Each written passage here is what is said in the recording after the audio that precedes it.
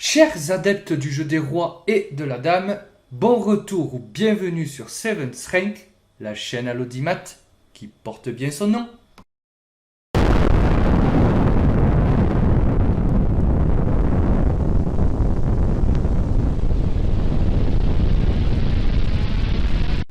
Le grain de blé de Sissa. C'est bien vrai que la nuit peut faire parler à tort et à travers. Recherchez donc la distraction, mais conservez votre attention. Plutôt que de rire de moi, écoutez à travers ma voix le récit que je livre ici. Un roi, en proie au noir souci, bien qu'il eût tout conquis, le trône, la gloire et l'or sur sa personne, s'ennuyait d'un tourment figé. Et je précise en aparté qu'il n'est pire douleur pour l'âme que d'avoir tout, et c'est infâme, avec l'envie d'y renoncer. Notre roi, donc, broyant du noir du matin jusqu'à tard le soir, dans son lointain royaume immense, languissait, sans trop d'espérance, le jour où il s'amuserait et Alaria s'arracherait. On promit donc pour récompense la fortune par l'abondance à qui rendrait rire et gaieté au souverain désabusé. Un an passa. Rien ni personne ne coupa le fil monotone liant le roi au noir tracas. Un visiteur se présenta pourtant un jour. Et ce jeune homme, acceptez donc que je le nomme, il disait s'appeler Sissa, s'approcha du suzerain-là avec sous le bras un coffret.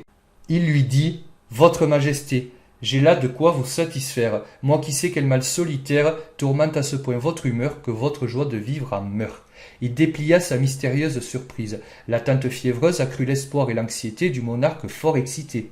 C'était un jeu, d'ailleurs fort beau, sculpté en bois de noyer, au plateau composé de 64 cases, sur lesquelles évoluent deux armées, où s'embrase la combustible agitation, pour rendre ses mortes passions à celui qui revigorait en oublier de gouverner. Les règles apprises, ils firent des parties, que le roi, par manque d'expérience, perdit. « Quel est ce jeu ? Échec !» lui dit alors son hôte au ton ourdi.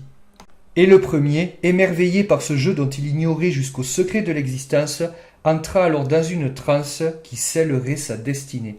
S'adressant à son visiteur avec une joie non masquée, il se fit fort pour son honneur de demander ce qu'il voulait, témoignant donc sa gratitude à qui avait d'une habitude qu'il exécrait par-dessus tout, fait sauter le triste verrou. « Sire, lui dit le misérable, je suis de ceux qui à leur table mangent si peu selon leur faim qu'ils n'ont jamais le ventre plein, et n'ont de fait pour compagnie que pauvreté et appétit.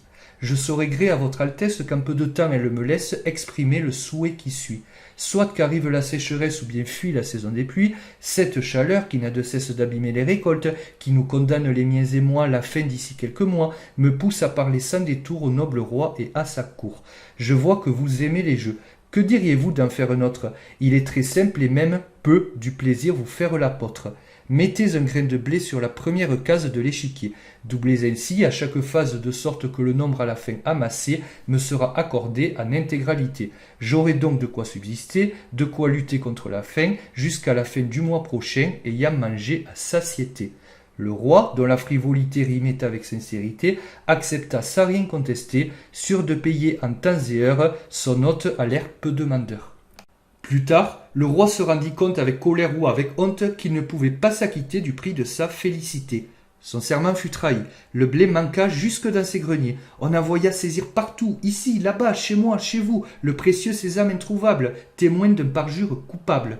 Qu'on rapporta 100 grains de blé ou bien 10 000, c'était toujours pareil, il en manquait. Fut-il sincère jusqu'au bout, il ne pouvait prétendre honorer sa promesse et resta à attendre. Alors, il plut tant sur la terre, gorgé d'eau plus que nécessaire, qu'emporté, tout fut détruit, les récoltes bien sûr aussi.